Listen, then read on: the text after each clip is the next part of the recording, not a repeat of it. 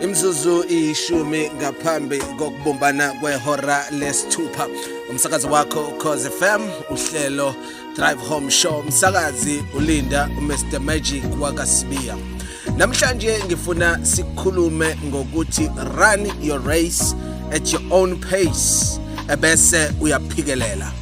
Abantu abaningi emhlabeni bayasuka kuma race ababedalelwe wona ngoba wonke umuntu emhlabeni une race yakhe.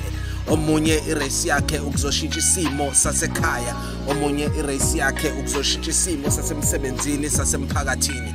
Musu kujaha ama race abanye abantu ebese uhlulwa eyakho irace. Masithi at your own pace sisho ukuthi kungenzeka izinto zakho zingasheshi ngendlela obona zishesha ngayo ezakamakhelwane, ungafikelwa ukuthi ugive up, kodwa azi ukuthi iloyo nalowo une pace yakhe. Ezinye izinto uzoyi-achieve emva kweminyaka, abanye abantu bebe-achieve emva kwenyanga, abanye be-achieve emva kwamasonto, abanye be-achieve emva kosuku. But wena understand ukuthi you've got your own pace. Musa ukuthi mawubona abanye besheshelwa izinto ebese wena uyagive up. Masithi phikelela sisho ukuthi akusona sonke isikhathi ozothi mawuzama izinto zihambe ngendlela ofisa ngayo, kodwa ukuphikelela kwakho kwenza ukuthi izinto zigcina zenzekile. Mawugive up izinto ngeke zenzeke. Ufuna ubheke iconsi eliwela usimende, eliwela phansi kukhonkolo, ukuthi uma iconsi lamanzi lingahlezi liwela kuloyo simende,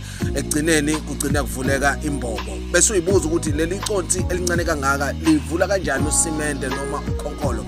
Umphendulo ithi ingenxa yokuphikelela kwalelo consi. Nawe ungayibona umncane, ungayibona ungelutho, ungayibona ungenawo amandla, but as long as uphikelela izinto zakho zizokwenzeka.